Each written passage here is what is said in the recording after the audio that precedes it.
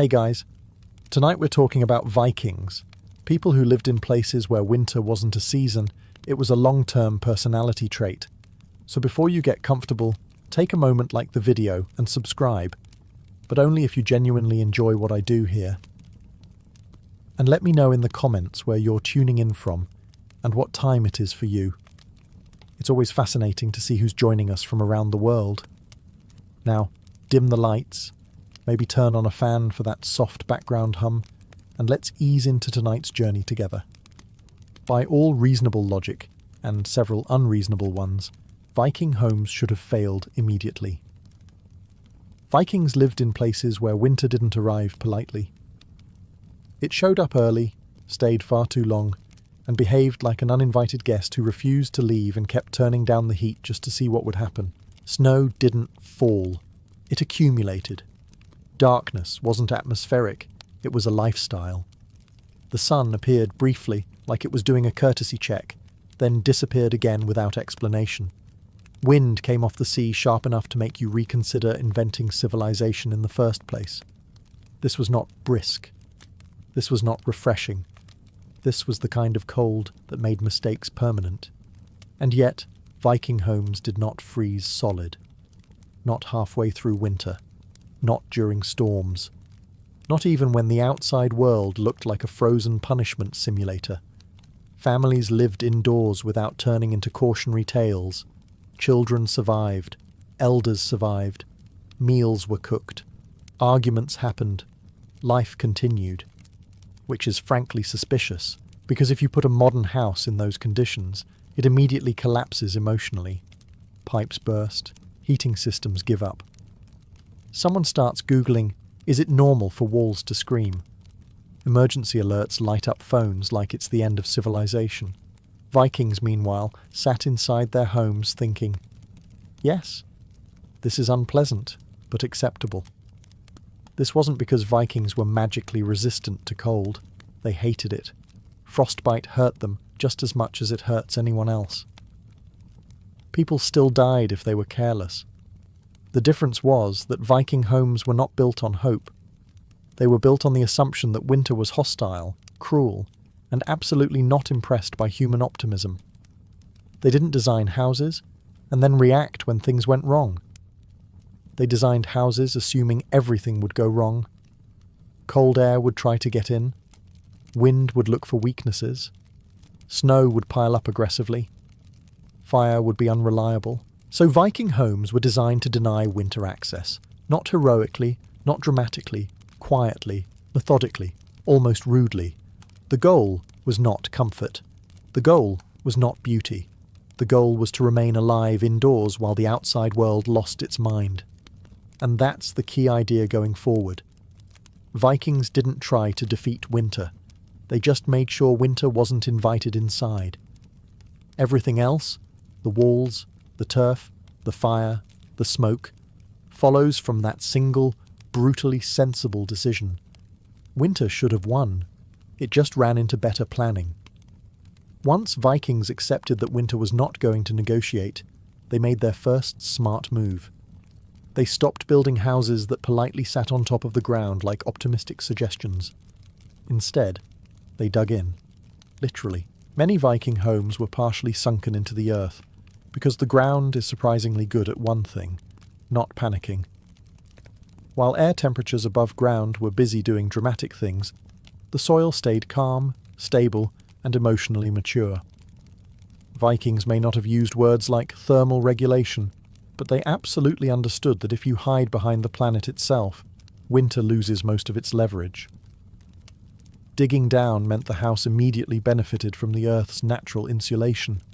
Cold air could scream all it wanted above ground, but underground temperatures changed slowly, reluctantly, and with visible annoyance. This wasn't magic. This was common sense reinforced by several generations of trial, error, and frozen neighbours. Sunken floors also reduce the surface area exposed to wind. Wind is lazy. It looks for easy wins. A house sticking proudly above ground is an easy win.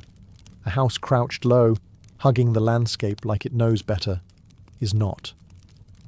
Viking homes were shaped less like monuments and more like survival bunkers that had given up on impressing anyone. And there was another advantage Vikings absolutely noticed: stability. Houses built partly into the ground stayed put. They didn't wobble in storms. They didn't creak dramatically like they were about to collapse for narrative tension. They sat there, unimpressed by weather, quietly doing their job.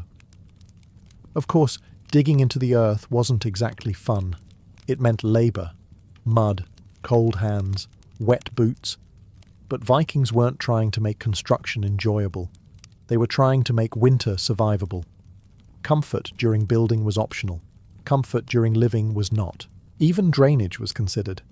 Slight slopes directed melting snow and water away from the interior, because nothing ruins your day faster than discovering your warm house has become an indoor marsh. Vikings understood that cold plus water equals regret. By lowering the house into the ground, Vikings removed winter's favourite weapons: wind exposure and temperature swings.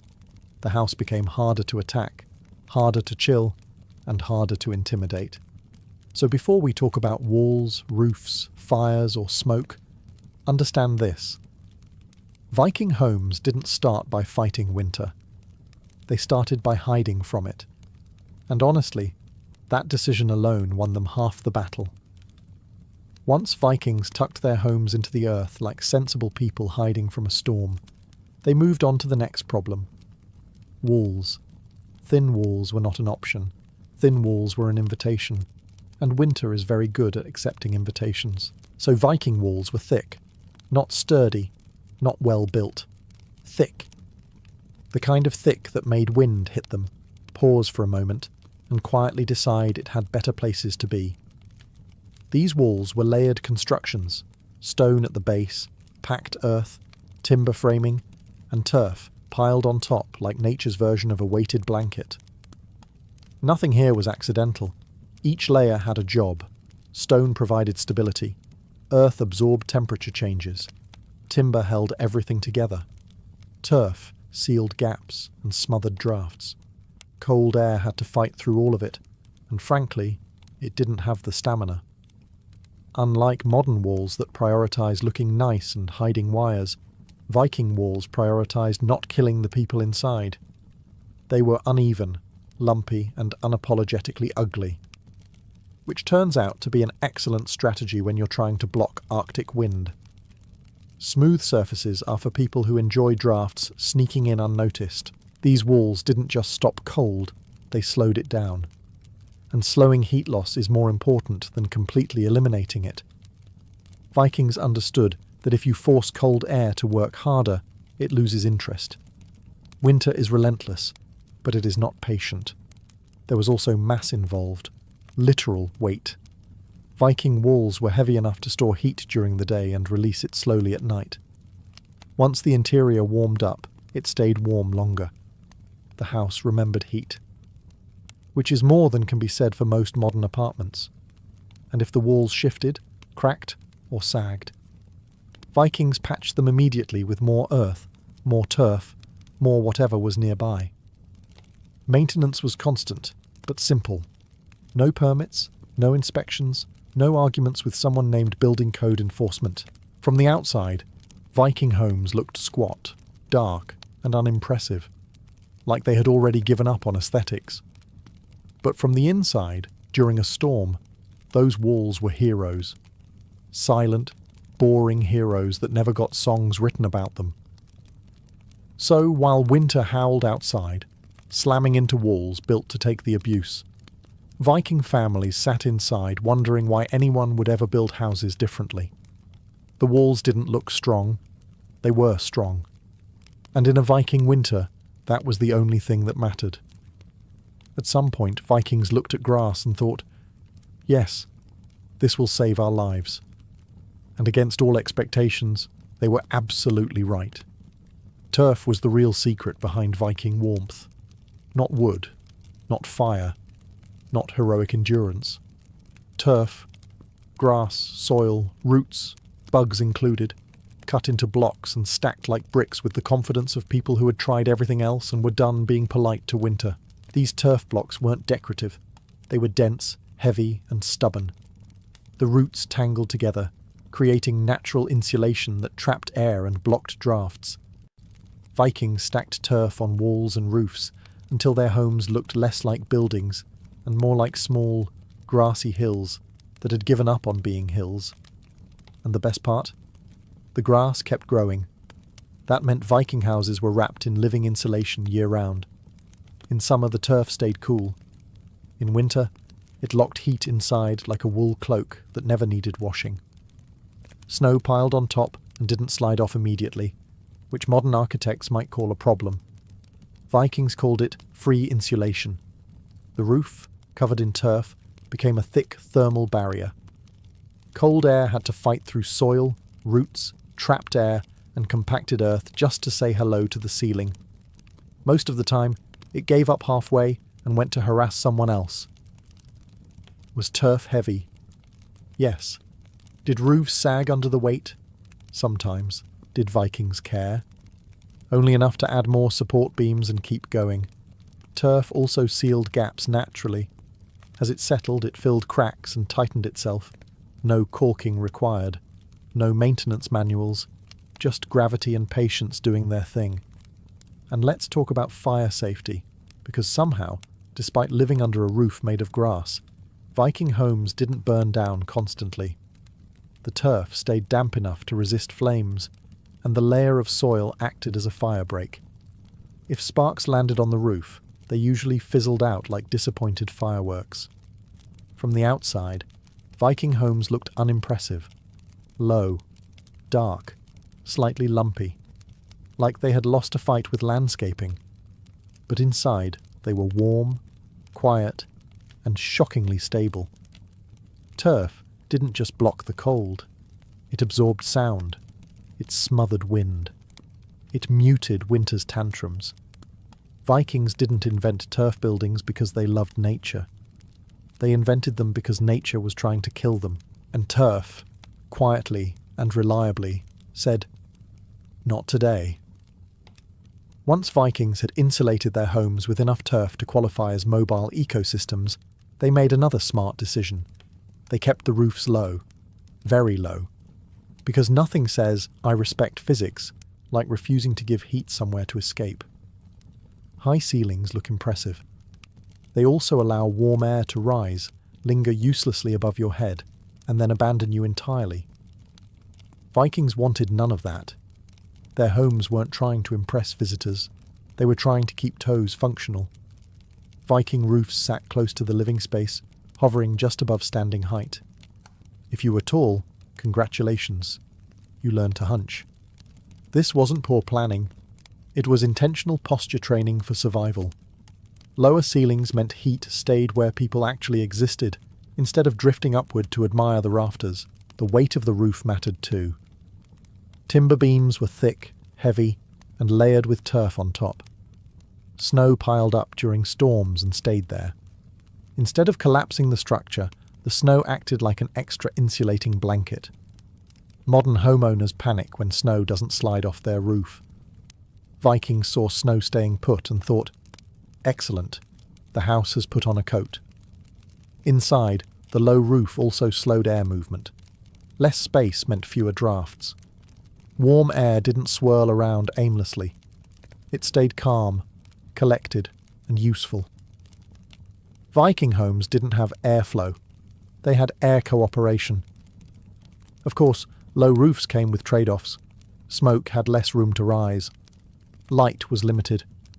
You weren't exactly hosting dinner parties for people who enjoyed breathing deeply, but Vikings made that trade gladly. A smoky ceiling was preferable to frozen limbs. There was also a psychological effect. Low ceilings created intimacy. You felt enclosed, protected, tucked away from the chaos outside. During winter storms, when wind screamed and snow buried the world, Viking homes felt like shelters rather than buildings. Not big, not fancy, just safe. And that was the point. Viking architecture wasn't about maximizing space. It was about minimizing loss. Heat loss, energy loss, life loss. Every design choice answered the same question. Will this make winter less aggressive? Low roofs did exactly that. They kept warmth close, resisted drafts, supported heavy insulation, and turned snow into an ally instead of a threat. So if Viking homes felt cramped, it wasn't a flaw, it was strategy. Because in Arctic winters, comfort comes second. Survival comes first. Once the walls were thick, the turf was stacked, and the roof hovered low enough to keep heat from escaping out of spite, Viking homes still needed one thing to work at all: fire. And not dramatic fire, not heroic fire. Practical fire. The kind that shows up every day and does its job without needing applause. The hearth sat at the centre of the longhouse, not because it looked nice, but because heat behaves better when it starts in the middle. Fire radiated outward evenly, warming people, walls, and air at the same time. Vikings didn't tuck fires into corners like an afterthought. The hearth was the house's engine. Everything else existed around it. These fires burned almost constantly during winter, but never wildly. Vikings didn't want roaring flames that devoured fuel and attention. They wanted steady, controlled heat. Wood, charcoal, peat, and sometimes dried animal dung fed the fire slowly. The goal was endurance, not spectacle. A fire that lasts beats a fire that performs, and Vikings were very good at managing fuel. They banked embers under ash at night to keep the fire alive until morning. Letting a hearth go cold meant restarting it in a freezing house with frozen hands and frozen patience. That was a mistake you made exactly once. The hearth also pulled double and triple duty. It cooked food, it dried clothing, it warmed tools, it thawed frozen fingers. It acted as the social centre of the home, because humans instinctively gather around the one thing preventing death by exposure. Smoke, of course, was part of the deal. Viking homes didn't have proper chimneys early on. Smoke drifted upward, pooled near the roof, and slowly escaped through vents and gaps. This wasn't an accident. The smoke dried timbers, discouraged insects, and sealed cracks with soot. The house slowly cured itself like smoked meat. Was it comfortable? Not especially. Was it survivable? Very. People adapted. Eyes watered less over time. Lungs adjusted. You learned where to sit. Viking life rewarded awareness. The hearth wasn't decoration. It wasn't optional. It was the difference between a warm, living space and a dark, frozen shell. Everything in the house oriented toward it. Sleeping areas, workspaces, storage, all arranged based on distance from the fire. In a Viking winter, the hearth wasn't just part of the home. It was the home. And as long as it burned, the cold stayed outside, where it belonged. At this point, you might be thinking, all of this sounds great, but what about the smoke? Excellent question. Vikings thought about it too. Then they shrugged and said, yes, that stays. Early Viking homes didn't have tall stone chimneys pulling smoke neatly upward like a well-behaved modern fireplace. Smoke drifted. It lingered. It collected near the ceiling like a fog that had nowhere better to be. To modern sensibilities, this sounds unpleasant. To Vikings, it was part of the system. Smoke did work. First, it dried the interior of the house. Timber beams, roof supports, walls, all slowly cured under constant exposure. Dry wood rots less, warps less, and insulates better. Viking homes weren't just warm, they were slowly preserved by their own fires. The house aged like smoked meat. Second, smoke sealed gaps. Soot built up in cracks, joints, and tiny openings, blocking drafts that would otherwise invite cold air inside. No caulking, no repairs. Just time, gravity, and smoke doing maintenance while everyone slept. Third, insects hated it. Fleas, lice, mites, and anything else looking for free rent found Viking homes deeply hostile. A smoky longhouse wasn't just warm, it was pest-resistant, which, in a world without modern hygiene, was not a small victory. Of course, smoke came with drawbacks. Eyes watered. Lungs worked harder. You learned very quickly where not to stand. Children grew up understanding airflow, the way modern kids understand Wi-Fi dead zones. If you stood in the wrong spot, you paid for it. But Vikings were pragmatic. They didn't ask if something was ideal. They asked if it worked better than freezing to death. And smoke, for all its faults, worked beautifully. There were vents in the roof, adjustable openings that let smoke escape slowly without dumping all the heat outside. This wasn't sloppy construction. It was controlled leakage. Let just enough smoke out to breathe, but not enough heat to suffer. Over time, Viking homes developed a permanent smoky atmosphere. Dim, muted, and oddly stable. The light was soft. Sounds were absorbed. The house felt enclosed, protected and calm, even when storms screamed outside. Modern architecture tries to remove every inconvenience. Viking architecture accepted inconvenience in exchange for survival. Smoke wasn't a problem to be solved. It was a tool to be used. And in Viking winters, that made all the difference. Modern homes are designed around privacy. Viking homes were designed around not freezing to death. These priorities do not overlap. Viking longhouses were crowded on purpose. People lived close together, worked close together, and slept close together because empty space is just cold waiting to happen. Every extra corner, hallway, or unused room was a liability. Vikings eliminated those. A typical longhouse held families, tools, supplies, and occasionally animals, all under one roof. This wasn't poor planning. It was thermal strategy. Humans generate heat. Animals generate even more heat. Putting them all in the same enclosed space was not unsanitary chaos. It was energy efficiency.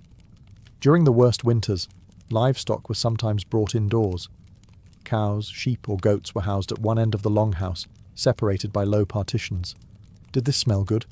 No. Did Vikings care? Also no. Heat does not need to be pleasant. It just needs to exist.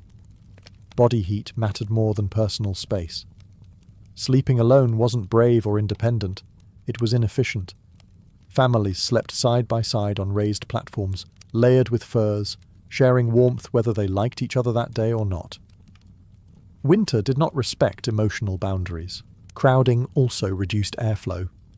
Less space meant fewer drafts and slower heat loss. Warm air stayed trapped where people were. Cold air had trouble circulating. The house felt dense, enclosed, and steady, the opposite of the chaotic storm outside. There was also a psychological benefit.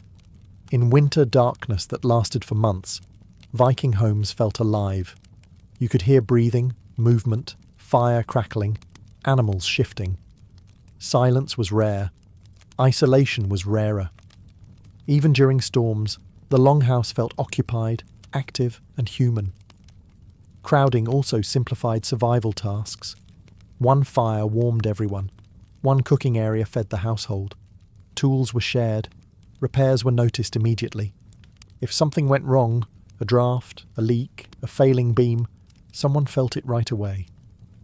Viking homes were not quiet places where problems hid unnoticed. This closeness created resilience. People adapted to each other. Routines formed. Heat, labour and attention were distributed naturally. There was no excess, but there was stability. From the outside, Viking longhouses looked cramped and unimpressive. From the inside, during a blizzard, they felt intentional, designed, calm. Vikings didn't crowd together because they lacked imagination. They did it because warmth multiplies when shared. And in Arctic winters, sharing wasn't kindness. It was strategy. If you think Viking beds were about comfort, romance, or self-care, it's time to lower expectations. Viking beds were about containment, heat containment, human containment, draft containment. Everything else was a bonus. Beds in Viking homes weren't dragged around like furniture. They were built into the structure itself, tucked against walls where heat lingered and drafts struggled to reach. These weren't mattresses. They were sleeping fortifications. Raised platforms lined the sides of the longhouse, carefully positioned away from doors and openings where cold air liked to sneak in uninvited. Sleeping on the floor was a terrible idea. Cold sinks. Vikings knew this instinctively, long before anyone explained convection with diagrams. By raising beds off the ground, sleepers avoided the coldest air and stayed closer to the warmer layer hovering above the hearth's influence. It wasn't luxury. It was physics, learned the hard way. Then came the furs, lots of them. Sheep, reindeer, bear. Anything with hair and a questionable smell was welcome. These furs weren't decorative throws. They were layered like defensive armor. You didn't tuck yourself in. You buried yourself. If you could move freely, you weren't done yet. And no one slept alone unless absolutely necessary. Sharing body heat was not optional. It was expected. Children slept with parents. Siblings slept together. Elders were placed in the warmest spots because losing experience to hypothermia was inefficient. Sleeping alone in winter wasn't independence. It was poor planning. The wooden panels surrounding sleeping spaces helped too. They blocked drafts, reflected heat inward, and created small pockets of warmth inside the larger room. You weren't sleeping in a house. You were sleeping in a smaller house inside the house. Nighttime was when the cold tried hardest. Fires were banked under ash, glowing faintly, doing their best to survive until morning. Beds were arranged close enough to the hearth to benefit from residual warmth, but far enough to avoid sparks and smoke-induced regret. These beds didn't look inviting. They looked functional. And that was the point. Viking sleep wasn't about restfulness. It was about making it to morning with all fingers intact. So when the wind howled outside and snow pressed against the walls, Viking families curled into their bed fortresses, wrapped in fur, surrounded by bodies, breathing shared warmth.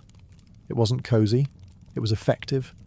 And in a Viking winter, effective was everything. After mastering walls, turf, fire, smoke, and strategic sleeping, Vikings turned their attention to one of the most underrated enemies of warmth, the doorway. Because no matter how well you insulate a house, a bad door will undo all of it in seconds. And Vikings were not about to let that happen.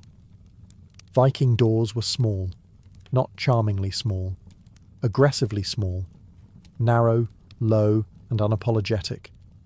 If you wanted to enter a longhouse, you bent over. Everyone did. Tall warriors, proud chieftains, visiting guests.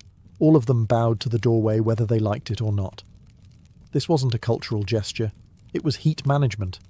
A large opening is a heat leak. Vikings understood this instinctively. Every time a door opened, warm air tried to escape, and cold air tried to rush in like it owned the place. Smaller doors limited that exchange. Less surface area meant less heat loss. Physics quietly approved. The doors themselves were thick, made from heavy planks fitted tightly into frames. No fancy hinges, no decorative gaps. The goal wasn't elegance, it was resistance. When the door was shut, it stayed shut. Drafts had to fight their way through wood that had absolutely no interest in cooperating. Many doors were also recessed, creating a short entry tunnel. This acted as a buffer zone, a space where cold air could slow down before reaching the main living area. Modern houses call this a vestibule. Vikings called it not freezing everyone inside when someone steps out. Even the direction doors faced mattered. They were positioned away from prevailing winds whenever possible. Vikings didn't enjoy opening the door directly into a blast of icy air that slapped the fire into submission. Doors were placed thoughtfully, not randomly. And then there was the psychological benefit. A small doorway made the interior feel enclosed and protected. Once you stepped inside and straightened up, the longhouse felt like a shelter rather than an exposed structure. Outside was chaos. Inside was control. Of course, there were downsides. Carrying supplies required awkward angles. Entering quickly during a storm was not graceful. You learned to duck instinctively or suffer forehead consequences. But Vikings accepted these minor inconveniences gladly, because every time that door closed behind you, the warmth stayed in, the cold stayed out, and that single, simple design choice quietly protected everyone inside. Viking doors weren't welcoming, they were defensive, and in Arctic winters, that made them perfect. By now, It should be clear that Viking homes weren't collections of random features. They were systems. Every element worked together, and nothing existed just for show. Earth, grass, fire, and people formed a closed loop of warmth, each one compensating for the weaknesses of the others. Start with the earth. The ground absorbed temperature swings and refused to panic. It didn't care about sudden cold snaps or dramatic weather shifts. By anchoring their homes into it, Vikings borrowed that calm. The house inherited the earth's patience. Then came grass, the turf. It insulated, sealed, softened sound, and kept the house wrapped in a living layer that adjusted naturally to the seasons. In summer, it cooled. In winter, it protected. No switching systems, no upgrades. Just grass doing grass things very seriously. Fire tied everything together. The hearth wasn't there to overwhelm the cold. It was there to maintain balance. A steady fire warmed walls, people, tools, and food simultaneously. Heat soaked into the structure and lingered. The house remembered warmth instead of losing it instantly. And then there were the people. Humans were not passive occupants in Viking homes. They were active components. Bodies generated heat. Movement circulated air. Daily routines, cooking, repairing, tending fire, kept the system alive. Even animals played their role, adding warmth and moisture where needed. Nothing was wasted. Smoke sealed gaps. Soot preserved wood. Ash insulated embers. Every byproduct became part of the system, instead of a problem to eliminate. Viking homes didn't chase cleanliness or perfection. They chased stability. This integration meant the house responded slowly to changes. When the fire dipped, walls stayed warm. When wind picked up, turf and earth absorbed the impact. When storms raged outside, the interior remained dim, smoky and steady. Not comfortable in the modern sense, but dependable. Modern buildings often rely on single points of failure. If the heater stops, everything collapses. Viking homes had no single point of failure. If one element weakened, the others compensated. Less fire, more insulation, more people inside, less airflow. This is why Viking homes didn't freeze, not because of one clever trick, but because everything worked together in quiet cooperation. Earth held, grass sealed, fire warmed, people adapted. It wasn't elegant engineering, it was resilient engineering. And resilience, in the far north, mattered more than anything else. In a Viking home, heat was never allowed to wander off unsupervised. Nothing escaped without permission. Every bit of warmth had a job, and Vikings made sure it worked overtime. Modern houses are full of wasted heat. Warm air rises into empty ceilings. Drafts sneak in through gaps no one notices. Rooms sit unused, quietly bleeding warmth into nothing. Viking homes did none of that. They were ruthlessly efficient in a way that would make modern energy auditors weep with admiration. Heat stayed low because people stayed low. There were no upstairs bedrooms, no towering spaces for warmth to get lost in. The warmest air hovered right where people sat, slept, cooked, and worked. The house didn't heat space for decoration. It heated bodies. Cooking wasn't separate from heating. The hearth warmed the home while preparing food at the same time. There was no wasted effort. A pot simmering over the fire added moisture and warmth to the air, making the longhouse feel less harsh and more stable.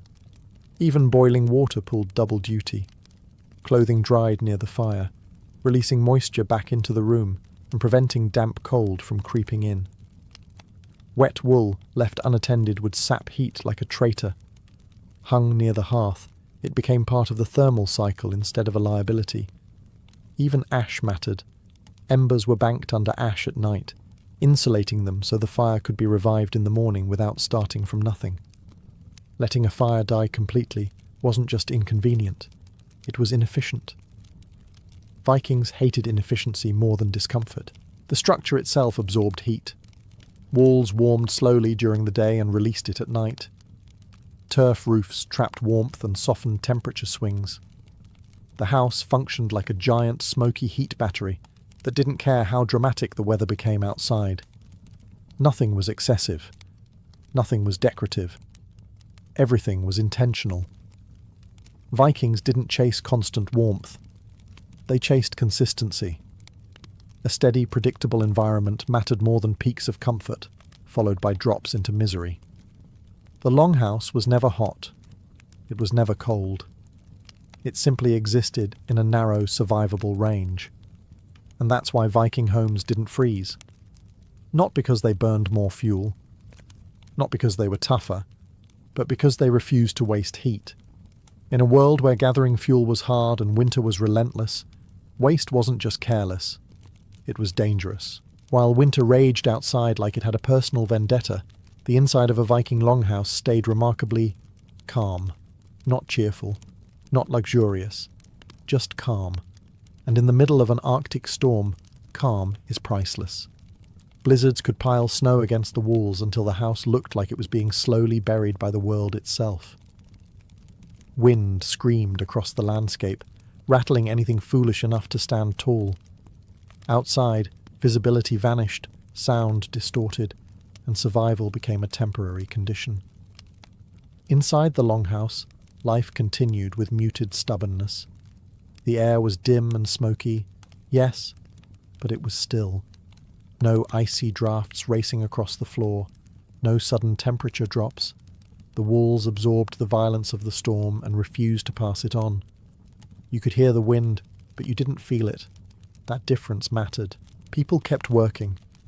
Tools were repaired, nets were mended, food was cooked.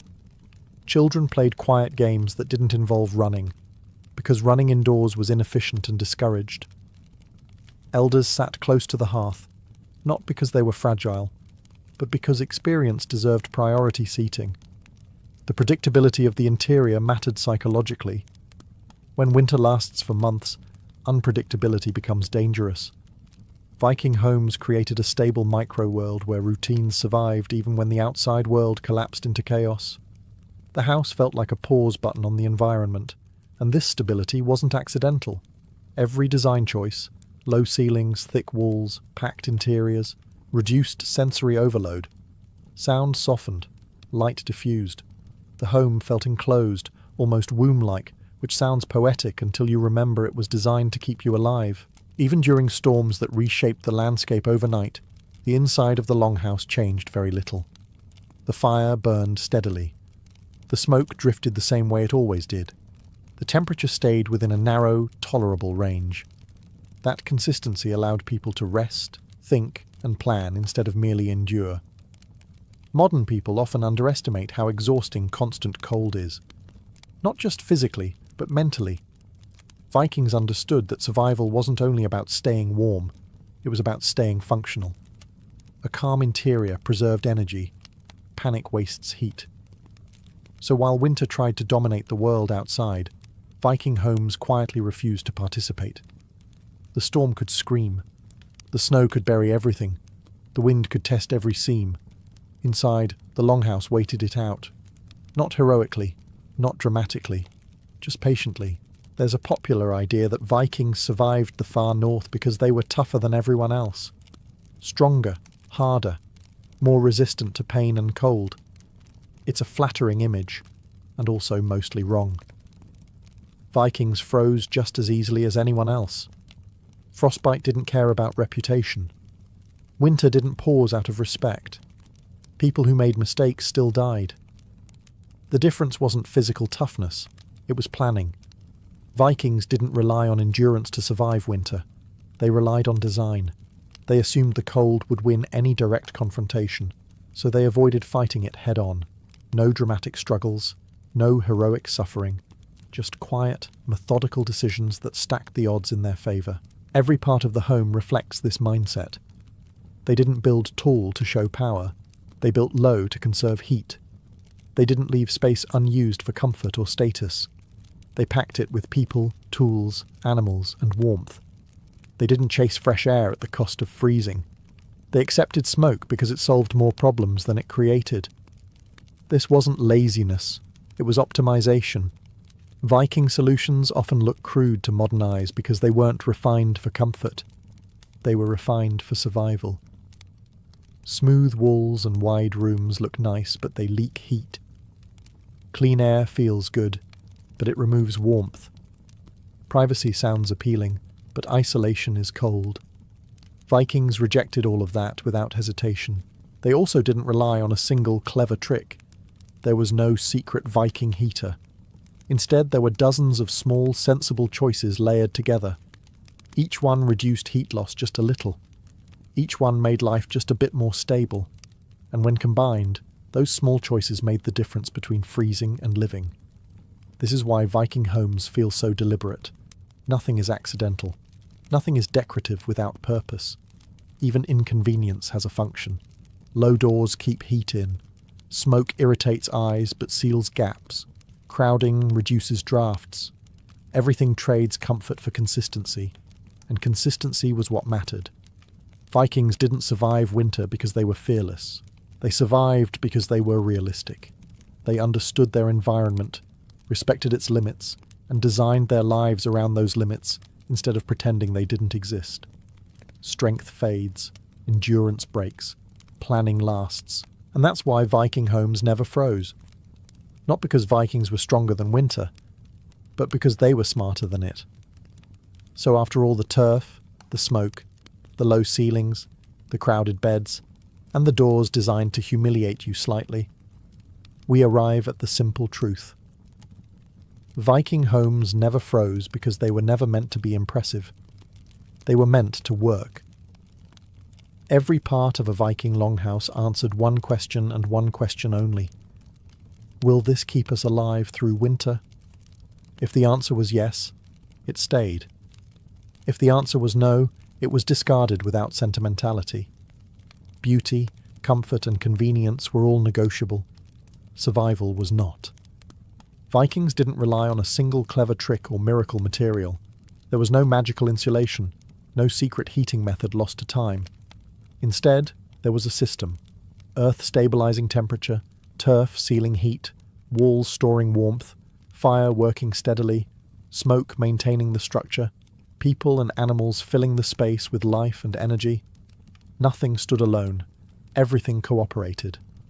That cooperation is what modern eyes often miss. We like singular explanations.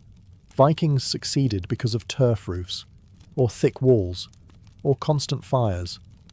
The truth is less dramatic and more impressive. Viking homes worked because everything worked together, quietly and continuously. And this system didn't depend on ideal conditions. Fires could weaken, storms could rage, supplies could run low. The house absorbed these fluctuations and kept functioning. It didn't need perfection. It needed balance. Inside a Viking longhouse during winter, life wasn't comfortable in the modern sense. It was smoky, crowded, dim, but it was predictable.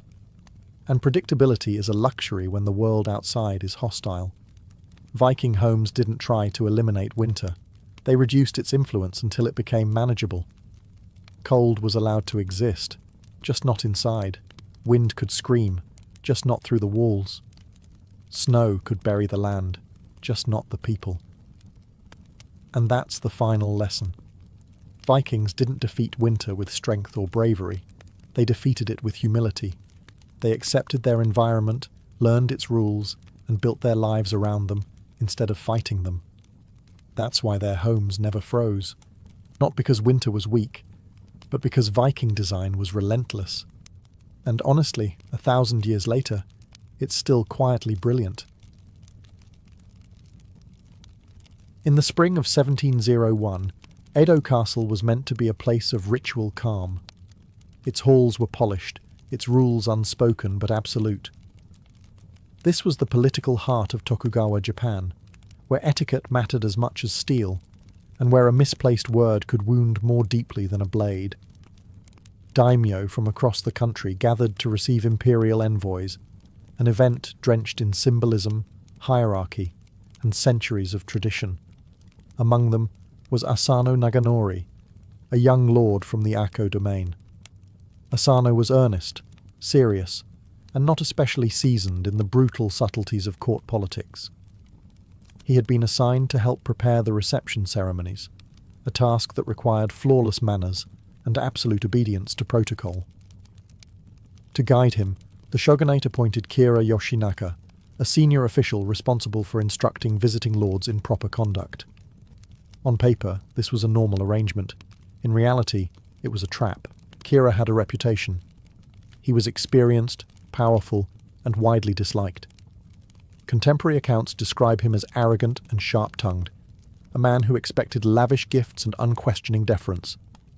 Asano, either unwilling or unable to meet these expectations, soon found himself on the receiving end of repeated insults. Kira reportedly mocked his clothing, his manners, even his provincial background. These were not loud confrontations. They were worse. Quiet humiliations delivered in corridors, glances heavy with contempt, words chosen carefully enough to wound without leaving witnesses.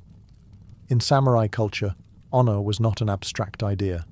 It was a living thing. To be insulted publicly and endure it silently was already painful. To be insulted repeatedly by a superior who could not be challenged was unbearable. Yet Asano held his tongue. Inside Edo Castle, violence was unthinkable.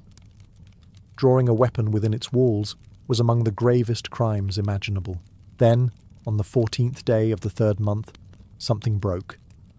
In a hallway of Edo Castle, after yet another provocation, Asano snapped. He drew his short sword and lunged at Kira, managing only to wound him slightly before guards intervened. Blood was spilled. That was enough. The reason no longer mattered. The rules were absolute.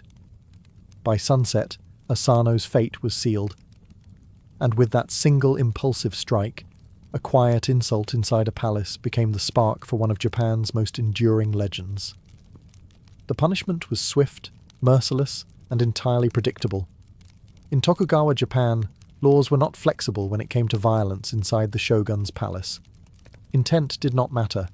Injury did not matter. Even motive was irrelevant. The moment Asano Naganori drew his blade within Edo Castle, his life effectively ended.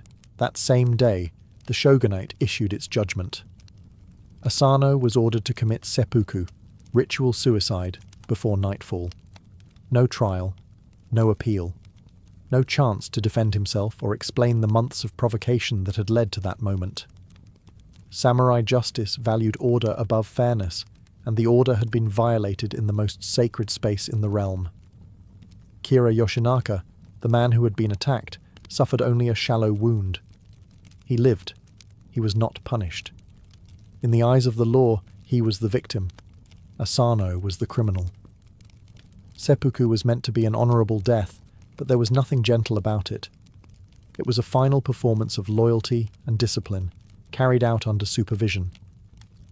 Asano was escorted to a residence where preparations were already underway. He dressed formally. He composed a death poem, a final expression of clarity and acceptance. Witnesses later noted his calm. Whether this calm came from courage, resignation, or shock, no one could say. By evening, Asano was dead. The consequences rippled outward immediately. His lands in Akko were confiscated by the shogunate. His household was dissolved. His retainers, once proud samurai in service to a lord, were suddenly masterless men, ronin. In a society built on hierarchy and loyalty, this was a kind of social death. More than 300 men lost their positions overnight. Some would become farmers, some merchants, some would drift into obscurity. Their stipends vanished, their futures collapsed. And yet, beneath the surface, something else was forming. To many observers, the punishment felt deeply unjust. Kira, widely known for corruption and cruelty, walked away unscathed. Asano, flawed but principled, was dead before sunset. The law had spoken, but it had spoken coldly. For Asano's former retainers, grief soon curdled into something sharper. Their master had been ordered to die without mercy. His name was disgraced. His enemy still breathed. And in a culture where loyalty did not end with death, this imbalance could not simply be endured. The shogunate believed the matter closed. They were wrong. With Lord Asano dead and the Akko domain dissolved, His former retainers scattered across Japan like debris after a storm. Overnight, they became ronin, samurai, without a master, a status that carried both shame and danger. In a society built on service and hierarchy, a masterless warrior was a contradiction. Loyalty was their purpose. Without a lord, many believed a samurai might as well be already dead. At the center of this sudden collapse stood Oishi Kuranosuke, Asano's chief retainer. Oishi was experienced, respected, and painfully aware of reality. The shogunate was watching. Any hint of rebellion would bring swift annihilation. Open defiance was impossible. Grief had to be hidden.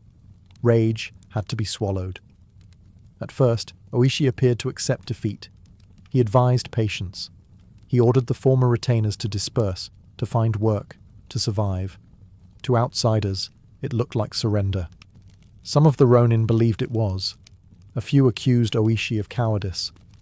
Others, unable to bear the disgrace, chose suicide immediately, believing death preferable to a life without honor. But beneath the surface, something else was happening. Oishi understood that vengeance, if it came, would have to be perfect. Kira Yoshinaka was now heavily guarded. His residence was watched. Any rash action would doom them all, and further disgrace Asano's name. Revenge, in this case, could not be emotional. It had to be surgical. So the ronin played a long game. Oishi himself moved to Kyoto and deliberately destroyed his public reputation. He drank heavily. He visited brothels. He behaved like a broken man who had abandoned Bushido entirely. Spies reported this back to Kira. The message was clear. These men were finished. No threat remained. Meanwhile, the former retainers quietly regrouped. They met in secret. They memorized guard routines. They gathered weapons slowly, legally, invisibly. Some became merchants, some craftsmen, some monks. Their disguises were convincing because they were real. This was not an act performed for weeks or months, but for nearly 2 years. What bound them together was not anger alone, but a shared belief that loyalty did not end at the grave. Their master had been condemned without mercy. If the law could not correct that injustice, then duty would. By the time Kira finally relaxed his defenses, convinced the danger had passed, the ronin were ready. They had sacrificed their reputations, their livelihoods, and any chance of safety. All that remained was the night itself. For nearly 2 years, nothing happened. To the outside world, the fall of the Ako domain faded into memory. Just another quiet correction in the rigid machinery of Tokugawa rule. The shogunate had done its work. Order had been restored. The story, it seemed, was over. For the former retainers of Asano, the silence was the hardest part. Every day was a test of discipline. Revenge demanded patience, but patience demanded humiliation. These men, once samurai of standing, now lived as labourers, shopkeepers, guards, and clerks. They bowed to men they would once have outranked. They carried no swords. They spoke carefully. Every careless word could end everything. At the centre of this waiting was Oishi Kuranosuke, who maintained the illusion of defeat more convincingly than anyone. In Kyoto, he continued his performance of ruin. He drank in public. He fathered children out of wedlock. He was thrown into the street one night by a woman who despised his apparent weakness. A passing samurai reportedly spat on him for dishonouring his dead lord. Oishi did not respond. This was not weakness. It was strategy. Kira's informants took careful notes. They reported that Asano's men were broken, leaderless, and morally hollow. Guards were reduced. Patrols became lazy. Doors that had once been reinforced were neglected. Time, the ronin knew, was dulling vigilance. Meanwhile, planning continued in fragments. The men communicated through coded letters and trusted intermediaries. Each knew only what he needed to know. Numbers were kept small. Weapons were acquired slowly, never in ways that raised suspicion. Armour was hidden in pieces. Every detail mattered, because failure meant not only death, but the erasure of their master's name forever. Winter came and went. Summers passed. Some of the Ronin nearly lost faith. Others feared they would grow old, waiting for permission that would never come. Oishi held them together with a simple promise. When the time came, they would act together, or not at all. Finally, in the winter of 1703, the moment arrived. Kira's defences were relaxed. His residence was quiet. Snow fell heavily over Edo, muffling sound and movement. Streets emptied early. Guards sought warmth. Oishi sent word. 47 men answered. They gathered in the darkness, dressed not as assassins, but as samurai fulfilling an obligation long overdue. They knew there would be no escape. They knew the law would not forgive them. That knowledge did not slow them. The waiting was over. On the 14th night of the 12th month, 1703, Edo lay under a thick blanket of snow. The city was unusually quiet. Footsteps were softened. Sounds carried poorly. It was the kind of night guards hoped would pass without incident. It was also the kind of night Oishi Kuranosuke had been waiting for. Just before midnight, the Ronin assembled in small groups, converging toward Kira residents from different directions. They wore armor beneath plain clothing. Their weapons were practical, not ceremonial.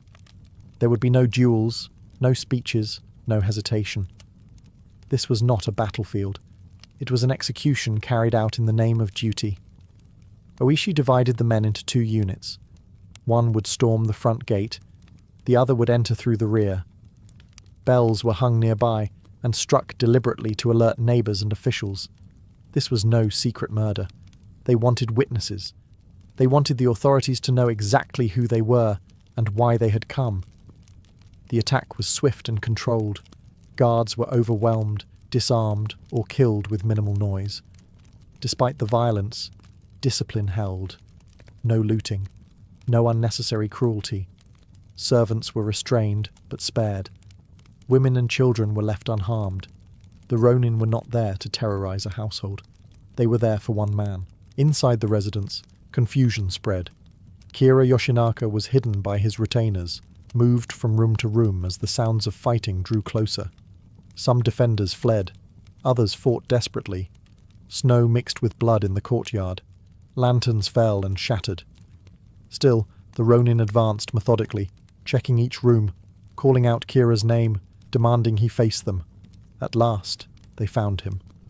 Kira was discovered crouched in a storage shed, shaking, unable to speak. When Oishi confronted him, he identified himself and explained why they had come. Tradition demanded that Kira be given the chance to die honorably by seppuku. A dagger was offered. Kira did not move. Whether from fear or refusal, he could not bring himself to act. After a long pause, Oishi ended it with a single stroke, the same blade Asano had used nearly 2 years earlier. The debt was paid. The Ronin washed Kira's head, wrapped it carefully, and departed as calmly as they had arrived. Snow continued to fall, erasing their footprints as they vanished into the night. The act was complete. Now judgment awaited. With Kira dead, the Ronin did not flee. They did not scatter. They did not attempt to bargain for mercy. Instead, they formed a procession and walked through the snow-covered streets of Edo as the city slowly woke around them. Their destination was Sengakuji, where their lord Asano Naganori was buried. They carried Kira's severed head with them, wrapped and treated with care, not as a trophy, but as proof. The streets filled with onlookers. Word spread quickly. Doors opened. Lanterns flickered to life. People bowed. Some wept. Others watched in stunned silence. Everyone understood what this meant. The impossible had been done. At Sengakuji, the Ronin cleansed themselves and offered incense. They placed Kira's head at Asano's grave, completing the obligation they believed bound them even beyond death. For a moment, the violence ended. What remained was stillness, ritual, and closure. Then they waited. The authorities arrived soon after. The Ronin surrendered without resistance. There was no attempt to justify their actions beyond simple statements of loyalty. They had avenged their master. That was all. The law could now do what it must. Edo was thrown into debate. Confucian scholars argued furiously. Some praised the Ronin as the purest embodiment of Bushido, men who valued loyalty above life itself. Others condemned them as criminals who had undermined social order. The shogunate faced an impossible problem. If the Ronin were executed like common murderers, it would appear that loyalty was meaningless. If they were pardoned, it would invite chaos. For weeks, the men were held under house arrest in the residences of sympathetic daimyo. They were treated respectfully.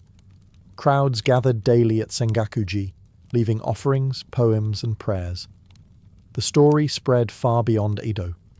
Woodblock prints appeared. Songs were composed. The Ronin were already becoming legend. Finally, the shogunate reached a compromise. The 47 Ronin were sentenced to death, but not as criminals. They were permitted to die by seppuku, preserving their honor, even as the law was upheld. On the appointed day, they prepared calmly. They bathed. They dressed. They wrote death poems. One by one, they ended their lives. They were buried beside their master at Sengakuji. Even in death, they remained together, and Japan would never forget them. The deaths of the 47 Ronin did not end the story. In many ways, they only ignited it.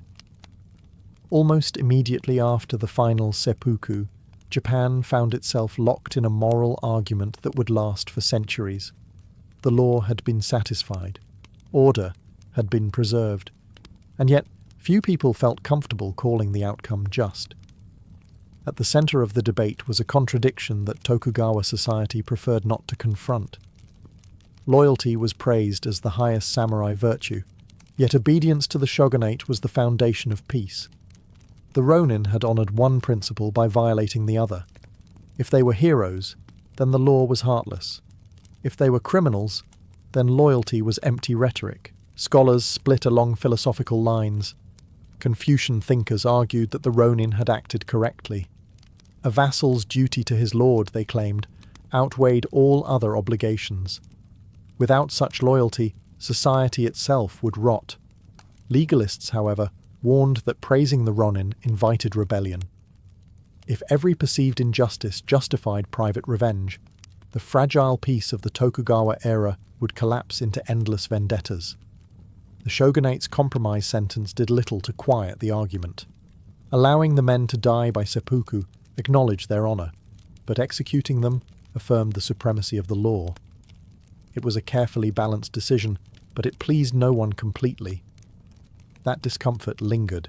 Among the public, however, the verdict was far clearer.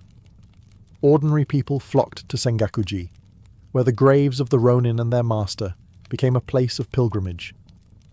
Incense burned constantly. Coins, letters, and poems were left behind. The men were mourned not as criminals, but as models of integrity in a world increasingly governed by bureaucracy and compromise. Artists and storytellers seized the tale. Woodblock prints depicted the snowy night attack in dramatic detail. Plays began circulating quietly, then openly. Each retelling sharpened the moral clarity of the story, sanding away ambiguities. Kira became a symbol of corruption. The Ronin became avatars of pure devotion. History softened into legend. For the shogunate, this was dangerous. They had ruled by law, but the people were clearly more moved by honor than legality.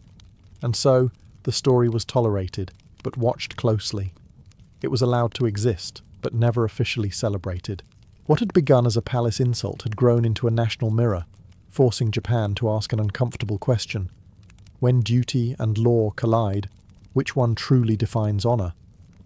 The answer, it seemed, depended on who was telling the story. With the Ronin gone, the story slipped from the hands of officials and scholars into the realm of popular imagination, where it would grow far larger than the events themselves. What had been a legal dilemma became a moral epic. What had been a quiet act of revenge became a national parable. This transformation did not happen by accident. It happened because the story answered something the public deeply wanted to believe. Direct discussion of the Seijin was politically sensitive. The shogunate discouraged explicit retellings that might glorify defiance of authority. So artists did what they always did when power frowned. They changed the names, they shifted the setting, and they told the story anyway. The most influential version emerged under the title Chushingura. In this retelling, the Akko Ronin became the loyal retainers of the fictional Enya Hangen, and Kira transformed into the villainous Moronao. The outline remained unmistakable. An unjust insult, a lord forced to die, faithful men waiting in silence before striking as one. Audiences knew exactly what they were watching. Performed first in puppet theatre and later adapted for kabuki, Chushingura became a sensation. It was emotional, slow-burning, and morally satisfying. Viewers wept openly. The long wait, the sacrifices, the final act of loyalty, all of it resonated in an era where real samurai increasingly served as administrators rather than warriors. Each retelling simplified the story further. The Ronin became flawless. Doubt, disagreement, and fear were stripped away.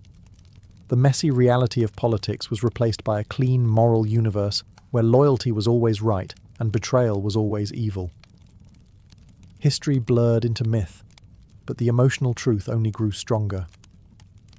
By the time the Tokugawa period ended, the 47 Ronin were no longer just historical figures. They were cultural symbols. Schoolchildren learned their names. Their story was staged every year, especially in winter, reinforcing the association with snow, patience, and inevitable justice. What made the legend so enduring was not the violence, but the restraint. These men did not act in rage. They waited. They endured humiliation. They accepted death without protest. In a society that prized self-control, this mattered more than the killing itself. The story had escaped the law. It now belonged to the people, retold not as a warning, but as a lesson. True loyalty demands sacrifice, and sometimes the highest honor comes not from living well, but from choosing how to die. More than 3 centuries later, the 47 Ronin still refuse to fade into the past. Their graves at Sengakuji remain carefully tended, incense still burning almost continuously. Visitors come not just out of historical curiosity, but out of reverence. They bow, they pray. Some leave written vows, asking for strength, loyalty, or resolve. The Ronin are no longer merely remembered, they are consulted. What gives the story its lasting power is not the act of revenge itself, but the price that followed. The men did not escape. They did not argue their case. They did not ask to be understood. They accepted death calmly, believing that honor required completion, not survival. In a modern world that prizes self-preservation above almost everything else, this choice feels alien, even unsettling. And yet, that is precisely why the legend endures. The 47 Ronin force an uncomfortable question. What, if anything, is worth more than life? For Tokugawa Japan, the answer was loyalty, reputation, and moral consistency. A samurai's value was measured not by how long he lived, but by whether his actions aligned with duty. To live dishonored was worse than dying condemned. Modern interpretations often struggle with this. Some view the Ronin as extremists, men trapped by an inflexible moral code that left no room for mercy or adaptation. Others see them as the purest expression of Bushido, acting with clarity in a corrupt system that punished virtue and protected power. The tension between these views mirrors the original debate that divided Edo. Their story has been retold in novels, films, manga, and stage productions across the world. Each version adjusts the emphasis slightly. Some focus on sacrifice, others on injustice. Some romanticize the violence, others linger on the long, grinding wait. But the core remains unchanged.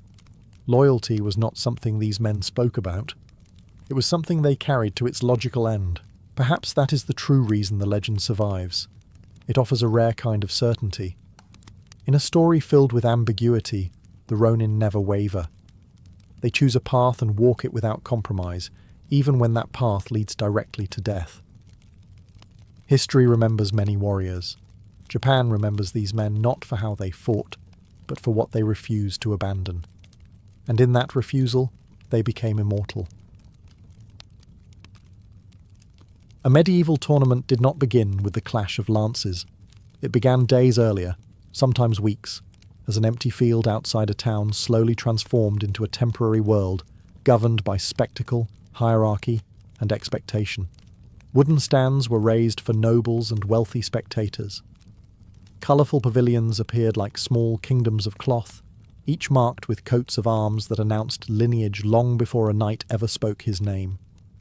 Banners snapped in the wind, not for decoration alone, but as statements of identity and ambition. The arrival of the participants was itself a performance. Knights rode in with entourages of squires, armourers, and servants, their equipment polished to a shine that suggested both wealth and seriousness. Heralds moved through the grounds, loudly proclaiming names, titles, and family connections. These announcements mattered. A tournament was not anonymous competition. Every blow landed would echo back to a household, a patron, or a lord who might be listening closely. Around the edges of the field, a different crowd gathered. Merchants sold food, wine, and trinkets. Bookmakers took bets. Musicians played to keep spirits high. The tournament was entertainment, but it was also business. Towns benefited from the influx of people and money. Lords benefited from the display of order and controlled violence. Knights benefited from the chance to be seen. What made the tournament field unique was that it compressed medieval society into one visible space. Nobility sat above. Common spectators stood below. Clergy observed cautiously. Warriors performed in the centre. Everyone knew where they belonged, and everyone knew what they were watching. This was not war, but it was close enough to feel real. The danger was visible. The stakes were understood. For a knight, stepping onto the field meant entering a space where reputation could change in an afternoon. Courage could be proven, cowardice could be exposed. A strong showing might earn praise, patronage, or invitations to more prestigious events. A poor one might linger in memory far longer than a victory elsewhere. Before the first joust, before the first charge, the tournament field already carried tension. It was a stage where skill, status, and survival intersected.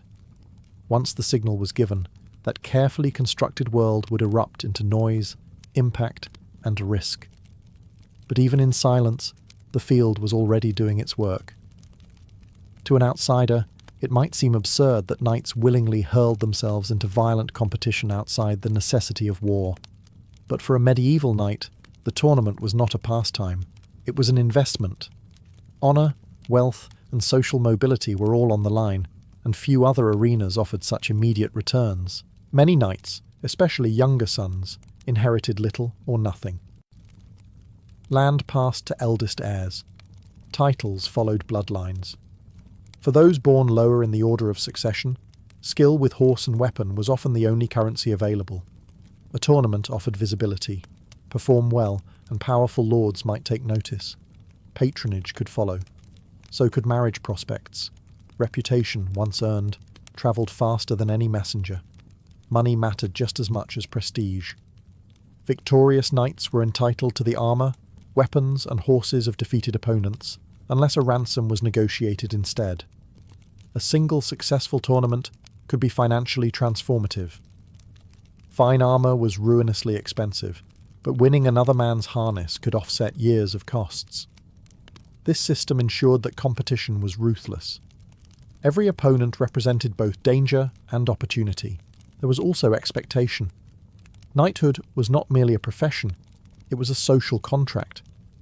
A knight who refused to compete risked being labelled timid or unworthy of his status. Courage had to be demonstrated repeatedly, not assumed. Tournaments provided a controlled environment in which that courage could be displayed without openly defying the king's peace. Romantic ideals played their part as well. Courtly love shaped much of the tournament culture. Knights dedicated their performances to noblewomen, wearing their colours or symbols into the lists. A strong showing was a public declaration of devotion, skill, and masculinity. Whether or not the affection was reciprocated mattered less than the display itself. Yet beneath these motivations lay something more personal. Tournaments offered clarity. Unlike politics or inheritance disputes, success here was immediate and visible. A knight either held his seat or he did not. His lance struck true, or it failed. In a world of slow advancement and rigid hierarchy, that simplicity was intoxicating. Risk was unavoidable. Injuries were common. Death was possible. But for many knights, obscurity was worse. To live safely but unnoticed was to fail the very identity knighthood demanded. And so they rode into the lists, knowing that every charge might elevate them, or end them, before the crowd that had come to judge. Despite the blood, the broken bones, and the occasional death, medieval tournaments were not meant to be chaos. They were governed by rules, written and unwritten, designed to channel violence rather than unleash it. These regulations gave tournaments their strange character. Events that looked like war, felt like war, yet insisted they were something else entirely. Weapons were the first point of control. Lances used in jousts were often blunted or designed to splinter on impact, spreading force rather than piercing armor. Swords and maces used in melee events were sometimes dulled, though this was far from universal. The intention was to reduce fatalities, not eliminate danger. Everyone involved understood the distinction. A safer weapon could still kill you if struck at the wrong angle, with enough force, or if your armor failed. Armor itself was regulated. Knights were expected to wear proper protection, both for their own safety and to maintain the appearance of legitimacy. Showing up under-armored was seen as reckless, but over-armoring could be criticized as unsporting. The balance mattered. A tournament knight needed to look brave, not suicidal, and certainly not afraid. There were also rules of conduct. Striking a fallen opponent was discouraged. Attacking squires or unarmed participants was forbidden. Killing an opponent was officially condemned, even if it was quietly tolerated when labelled an accident. Marshals and heralds oversaw the events, stopping bouts that became too chaotic or personal. In theory, these officials ensured fairness. In practice, enforcement depended heavily on status. A well-connected knight could get away with far more than an unknown one. Perhaps the most important rule was the separation between tournament and feud. A tournament was not supposed to settle personal grudges. Challenges were formal.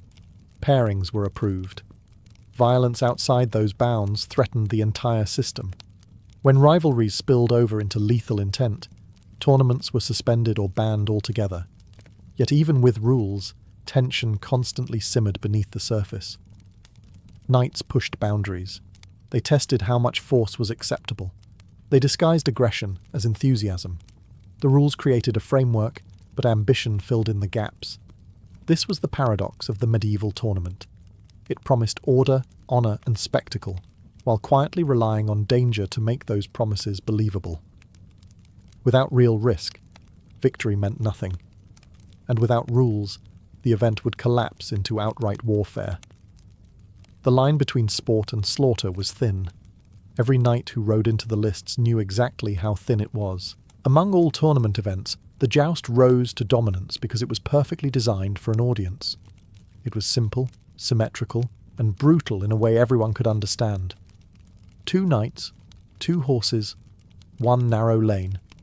When the signal was given, everything else vanished. Speed, balance, and timing decided the outcome in a few heartbeats. This clarity turned jousting into theatre. Knights treated each appearance as a performance, carefully managing how they were seen.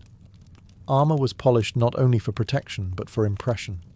Crests, plumes, and painted shields announced identity at a distance. Horses were trained to charge straight, despite noise, crowds, and flying splinters. Even posture mattered. A knight who sat confidently in the saddle earned admiration before his lance ever struck. The crowd responded viscerally. A clean hit that shattered a lance drew cheers. An unhorsing brought roars. A fall followed by stillness created collective silence, the moment when spectators waited to see if the knight would rise. These reactions reinforced the joust's power. It was not just a contest between individuals, but a shared emotional experience. For the knights, the joust tested more than strength. It tested nerve. Horses collided at tremendous speed. A moment of hesitation could mean missing your strike or losing your seat. Training mattered, but so did instinct. Many skilled warriors froze under pressure. Others, less technically gifted, thrived in the intensity. Jousting also had a social dimension that extended beyond the lists. A knight who performed well gained invitations to banquets, private audiences, and future tournaments. A knight who performed poorly might be quietly excluded. Reputation accumulated quickly, especially when events were attended by travelling nobles who carried stories from court to court. Despite its rules, jousting remained dangerous. Broken lances could punch through visors. A poorly fitted helmet could twist violently on impact. Horses fell, armour cracked. Fatalities were rare enough to be shocking, but common enough to be expected. This balance between spectacle and risk is what sustained jousting's popularity. It looked controlled, but never safe. That tension kept crowds engaged and ensured that success meant something real. When a knight rode back to the starting line, lance lowered once more. He was not just competing for points or prizes. He was proving, again and again, that he belonged in the narrow space between glory and disaster. Behind the cheers and banners, the tournament carried a quiet toll that everyone preferred not to dwell on for too long. Injuries were not accidents at the margins of the sport. They were expected outcomes. Knights entered the lists, knowing that pain was not a possibility but a certainty, and that survival depended on skill, equipment, and luck aligning just enough. Broken bones were common. Arms shattered when lances struck at the wrong angle. Ribs cracked beneath armour that spread force but could not erase it. Concussions were frequent, though unnamed, leaving knights dazed, vomiting, or unconscious, while crowds watched in uneasy silence. Some men rose to their feet only because pride demanded it, collapsing later behind the tents where no one important could see. More serious injuries ended careers outright. A damaged spine meant permanent weakness. A crushed leg meant no riding, no combat, no income. Prosthetics existed, but they were crude and symbolic more than practical. A knight who could no longer fight often faded into obscurity, supported by family if he was lucky, forgotten if he was not. Deaths, though officially discouraged, were never rare enough to shock. A lance slipping beneath a visor, a horse falling and crushing its rider, a sword strike landing with too much force during a melee. These moments were quickly labelled misfortune. The tournament moved on. Spectators crossed themselves. Heralds restored order. The event continued because stopping would mean admitting what everyone already knew. There were consequences beyond the individual. A dead knight left behind debts, dependents, and unresolved obligations. Ransoms could bankrupt families. Medical care, such as it was expensive and unreliable. Some lords compensated fallen retainers' families. Others did not. Honour did not guarantee security. And yet, knights kept returning. The reason lay in perception. Injury could be reframed as proof of courage. Scars were displayed proudly. Limping veterans commanded respect, their bodies serving as records of past bravery. To be hurt in tournament combat was acceptable. To avoid competition entirely was not. This logic created a brutal cycle. The more dangerous the sport, the more meaningful participation became. The more meaningful it became, the more pressure knights felt to accept the risk. Pain was normalized. Death was ritualized. Loss became part of the spectacle. By the time the next chapter of the tournament unfolded, the field would be swept clean. Blood would be scrubbed from armour. Splintered lances would be replaced. The crowd would return, eager once more. And the knights would ride out again, fully aware of the cost, convinced it was worth paying.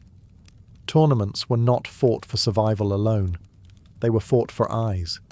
Every charge down the lists was witnessed, judged and remembered, especially by those whose approval carried social weight. Noblewomen occupied prominent seats, their presence shaping both the tone and the meaning of the event. Knights understood this. Skill mattered, but being seen mattered just as much. Courtly love was woven deeply into tournament culture. Knights publicly dedicated their performances to specific ladies, wearing their colours, embroidering initials onto garments, or tying ribbons to their armour. These gestures were symbolic rather than romantic in the modern sense. They signalled refinement, loyalty, and self-control. A knight who fought in the name of a lady demonstrated that his violence was governed by devotion, not savagery. Whether the affection was returned was often irrelevant. The audience mattered more than the relationship. A well-chosen dedication could enhance a knight's image, linking him to powerful families or influential circles. A poorly chosen one could provoke ridicule or political discomfort. Social awareness was as important as martial skill. Success in tournaments also shaped long-term reputation. Chroniclers recorded victories. Poets celebrated notable performances. Heralds remembered names. Over time, a knight's public image became a curated narrative, reinforced by repeated appearances and consistent behaviour. A knight, known for restraint and honour, was trusted. One known for recklessness or cruelty was avoided, regardless of talent. Failure carried its own consequences.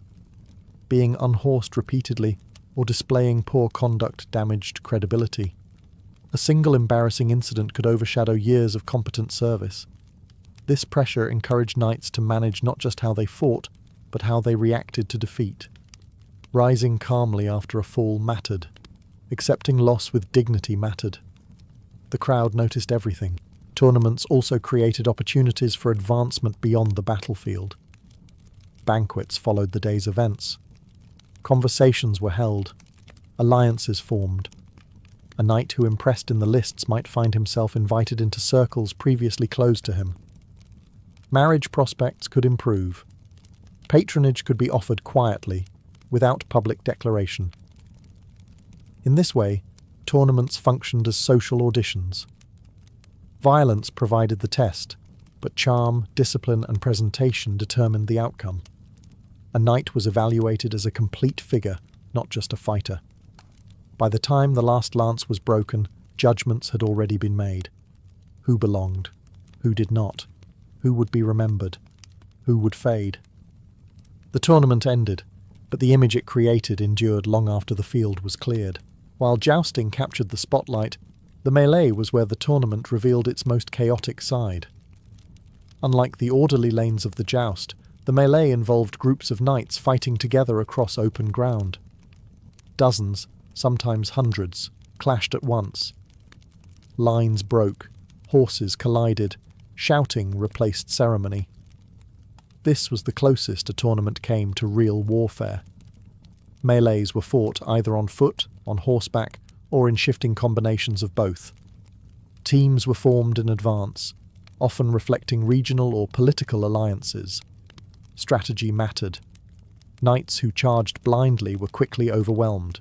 Those who coordinated, protected each other, and controlled space tended to survive longer and win more prizes. Victory in a melee was not about killing. It was about capture. A knight who was disarmed, surrounded, or forced to yield could be taken prisoner and ransomed. This turned melees into economic contests as much as martial ones. A successful knight could leave the field with several captives and a fortune in future payments. A reckless one might be captured himself and return home deeply in debt. Despite rules, melees were dangerous. Blows landed from unexpected directions. Horses panicked. Weapons intended for sport were swung with real force in the crush. Deaths were more common here than in jousting, particularly when confusion erased the boundary between restraint and aggression. The melee also exposed class differences within knighthood. Wealthy knights arrived with better armour, stronger horses, and more experienced squires. Poorer knights relied on skill and cooperation to survive. This imbalance made teamwork essential. Lone heroes rarely lasted long. Spectators viewed the melee differently. It was harder to follow, less elegant, but thrilling in its unpredictability. The chaos itself was the attraction. Watching order collapse and reform mirrored the violence of war without its political consequences. For many knights, the melee was where reputations were truly forged. Endurance, leadership, and judgment mattered more than single moments of brilliance. A knight who protected allies, captured opponents efficiently, and avoided unnecessary risk earned respect that lasted. When the melee ended, the field was scarred and exhausted. Armour was dented. Men limped away. The spectacle had delivered what it promised. And yet, for all its brutality, it was still only a game. A dangerous one, a profitable one, but never quite war. As tournaments grew more popular, they also grew more troubling to those in power. What began as controlled displays of martial skill increasingly looked like private warfare conducted under festive banners. Injuries mounted, feuds reignited. Entire regions lost experienced warriors to games that served no immediate political purpose. Rulers and churchmen took notice. Kings worried about order. The tournament gathered armed men, rival factions, and volatile pride in one place. When discipline failed, violence spilled beyond the field. Towns suffered damage. Civilians were hurt. The line between sport and riot proved thinner than anyone liked to admit. In response, rulers began issuing licenses. No tournament could be held without permission. Dates, locations, and participants were regulated. This transformed tournaments from spontaneous gatherings into sanctioned events, tightly bound to authority. The church had its own objections. Clerics condemned tournaments as vain, sinful spectacles that glorified violence for personal gain. Knights who died in tournaments were sometimes denied burial in consecrated ground, a powerful deterrent in a deeply religious society. Sermons warned that risking one's life for pride or entertainment was a misuse of God's gifts. While these condemnations did not end tournaments, they forced defenders to reframe them as training, not indulgence. Rules multiplied. Weapon standards became more specific. Marshals gained authority to halt fights. Penalties were introduced for excessive force or personal vendettas. These changes made tournaments safer on paper, though enforcement still favoured the powerful. A well-connected knight could bend rules that others could not. At the same time, the nature of warfare itself began to change. Infantry tactics improved. Missile weapons grew more effective. Heavy cavalry lost some of its dominance on the battlefield. As real war shifted, tournaments slowly drifted from preparation toward pageantry. The emphasis moved from combat readiness to ceremonial display. By the late medieval period, jousting in particular had become increasingly stylized. Specialized armor limited mobility, but enhanced safety. Lances were engineered to shatter dramatically. Scoring systems replaced vague judgments of honor. The crowd still cheered, but the stakes were lower than they once had been. This evolution did not diminish tournaments so much as redefine them. What had once been a proving ground for survival became a ritualized echo of a fading martial world. Knights still competed, still sought honor and recognition, but the violence was now carefully packaged. The tournament endured by adapting. It became less deadly, more symbolic, and increasingly detached from the realities that had given it meaning in the first place. By the time tournaments began to fade from everyday life, they had already secured something far more enduring than relevance. They had become memory.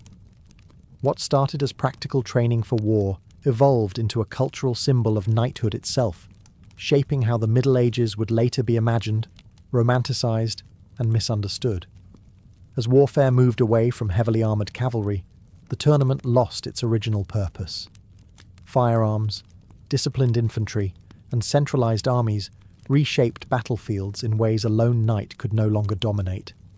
Yet the image of the mounted warrior charging with lance lowered refused to disappear. It had been etched too deeply into collective imagination through centuries of ritualized spectacle.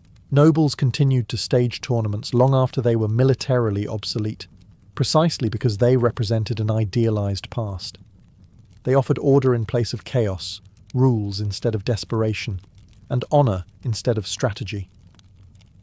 The danger remained, but it was now carefully managed, framed as tradition rather than necessity. Writers and artists seized upon this version of the tournament. Chroniclers described heroic charges rather than broken bones. Pain became noble sacrifice. Death became tragic beauty. Over time, the tournament transformed from an event people remembered attending into a story people believed had always been glorious. Complexity gave way to myth. This transformation shaped how knighthood itself would be remembered. The tournament night became the template: brave, loyal, visible, and dramatic. Less glamorous realities were quietly erased. Debt, disability, and social pressure faded from the narrative. What remained was pageantry, romance, and honour. Modern depictions inherited this version. Paintings, novels, and later films drew from the tournament's final form, not its brutal origins. The clatter of armour became music, the charge became choreography. The risk felt thrilling, not devastating. And yet, beneath the myth, the truth still lingers. Medieval tournaments were not harmless games. They were dangerous, competitive systems that rewarded risk and punished failure. They allowed social mobility, but demanded pain in return.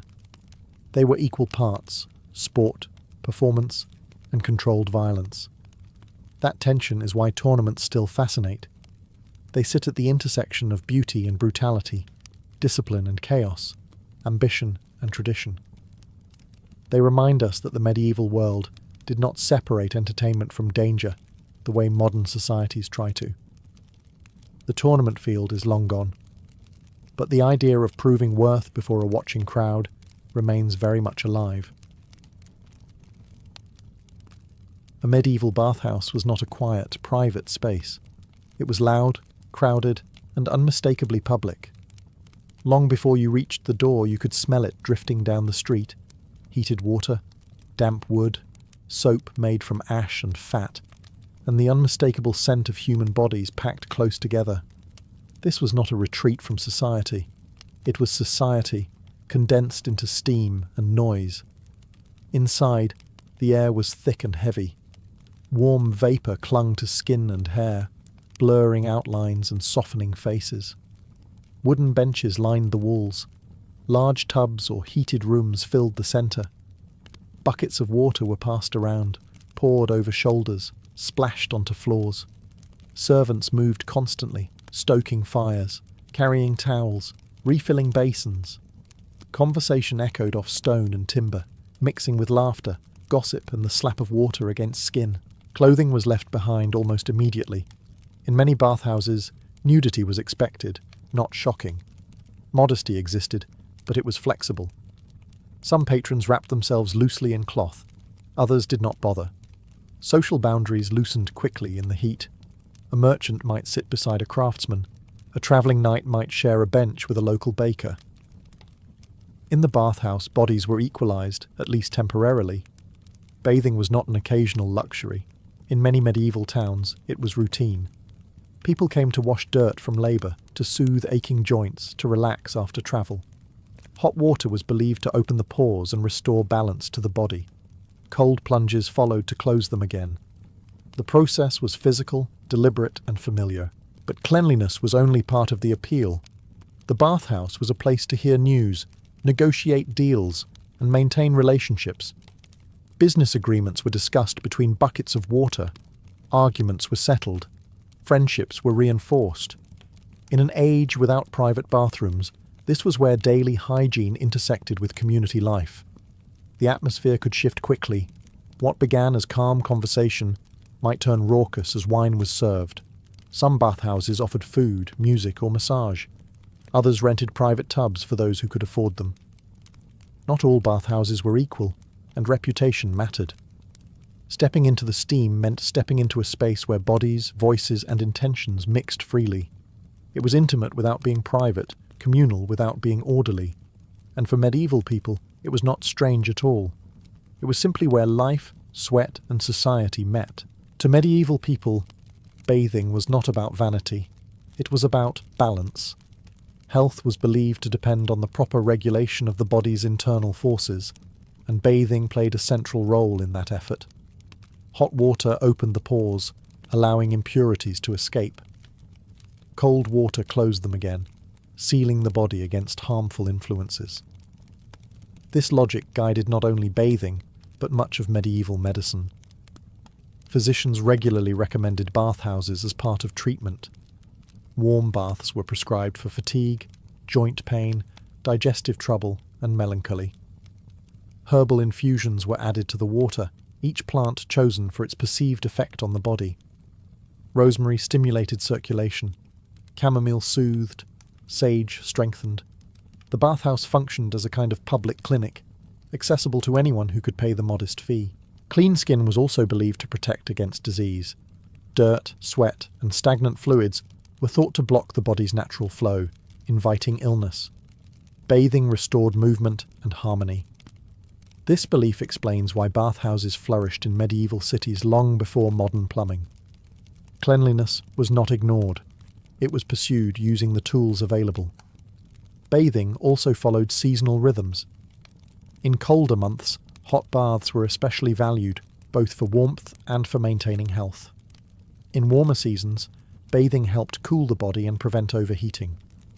Travellers were advised to bathe upon arrival in a new town, washing away the physical and spiritual residue of the road. There were rules too. Bathing too frequently was sometimes discouraged, especially for the elderly or those considered physically weak. Excessive heat was thought to drain vital energy. Moderation mattered. The bathhouse was beneficial when used correctly, dangerous when abused. Moral guidance intertwined with medical advice. Clergy warned against indulgence, not bathing itself. Cleanliness was not sinful. Pleasure was the risk. A proper bath refreshed the body. A prolonged one might tempt the soul. This distinction shaped how bathhouses were regulated and discussed. What is often forgotten is that medieval people worked physically. They sweated constantly. They carried grime from fields, workshops, and animals. Bathing was practical. It removed discomfort and reduced odour in crowded living spaces. It improved daily life in immediate, tangible ways. In this context, the bathhouse was not a luxury copied from ancient Rome. It was a necessity adapted to medieval realities.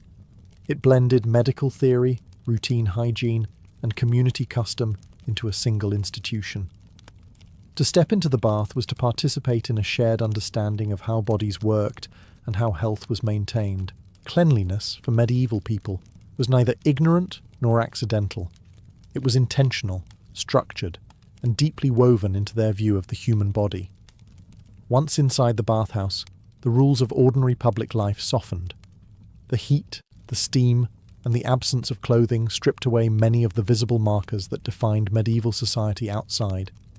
Status did not disappear, but it blurred. Voices carried more weight than garments. Familiarity formed quickly. The bathhouse became one of the rare spaces where people interacted less formally, even across class lines. Conversation was constant. News travelled through bathhouses faster than through official channels. Travellers brought stories from other towns. Merchants discussed prices and shortages. Local disputes were debated openly. In cities without newspapers or regular public assemblies, the bathhouse functioned as an information exchange, where rumour and fact mingled freely. To bathe was also to listen. Business was often conducted here. Deals were proposed casually, tested in conversation, and sometimes finalised before the water cooled. The relaxed setting encouraged trust, or at least the appearance of it. Sharing a bath implied a degree of openness. You were literally unarmed, vulnerable, and present. That mattered in a world where trust was hard to establish. Friendships were reinforced through routine. Many people bathed on set days, returning week after week to the same space, sitting on the same benches, speaking to the same faces. Over time, the bathhouse became part of social rhythm, as predictable as market day or church services. Absence was noticed. Presence was expected. Bathhouses also served travellers and outsiders. Inns were crowded and dirty. A bathhouse offered relief, familiarity, and a way to reintegrate into urban life. Washing away road grime was symbolic as well as practical. It marked a return to civilization, order, and shared norms. Gender separation varied by region and period. Some bathhouses designated different days for men and women. Others allowed mixed bathing, especially earlier in the Middle Ages. In those settings, social interaction expanded further, creating spaces where men and women spoke more freely than elsewhere. This openness made authorities uneasy, but it also made bathhouses popular. What mattered most was that the bathhouse allowed people to exist together without rigid scripts. You did not kneel, you did not formally greet, you sat, soaked, and spoke. This informality was rare and valuable. In a society governed by hierarchy and ritual, the bathhouse offered something quietly subversive, a shared human experience where warmth, water, and conversation temporarily outweighed rank. Not all medieval bathhouses were the same. Some were simple wooden structures with a few tubs and a stove. Others were lavish establishments that catered to the wealthy, offering comfort, service, and indulgence that bordered on excess. The difference was immediately visible and just as immediately felt in the price. At the lower end, a bathhouse provided the essentials: heated water, benches, shared tubs, and perhaps a towel if you were lucky. Patrons washed themselves, poured water over one another, and left when finished. These places served labourers, artisans, and travellers who needed cleanliness more than comfort. The experience was practical, efficient, and crowded. More prestigious bathhouses were another world entirely. Private rooms could be rented by the hour. Individual tubs were filled and emptied on demand. Servants assisted with washing, drying, and massage. Fresh linens, scented oils, and herbal additives were common. Wine and food were brought directly to the bath. Music might play softly in the background. Time slowed here, deliberately. Access to these luxuries reinforced social boundaries even in a space that blurred them. While bodies might look similar beneath the steam, the level of service made hierarchy visible again. Wealth brought privacy, attention, and control over the experience. Poorer patrons bathed together. Richer ones bathed apart, even when using the same building. Municipal authorities often regulated bathhouse pricing, attempting to keep basic bathing affordable. Cleanliness was seen as a public good. At the same time, luxury bathing generated significant revenue through taxes and fees.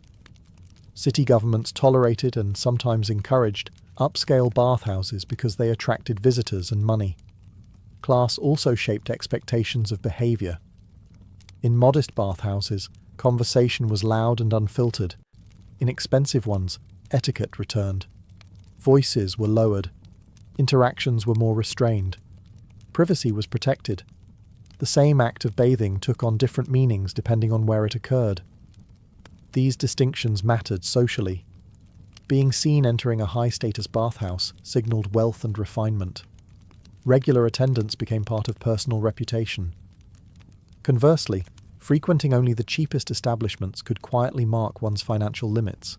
The bathhouse, then, was not an escape from class, but a reflection of it.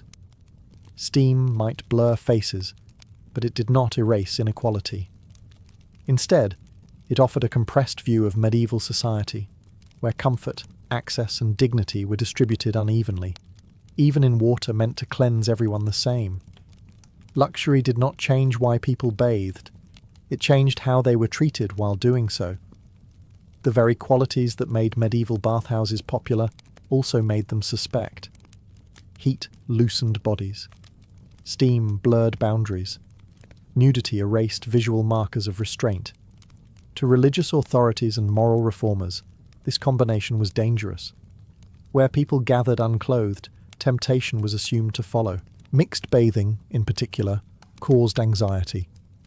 In earlier centuries, it was relatively common in parts of Europe, especially in urban centres. Men and women shared tubs, talked freely, drank wine, and lingered.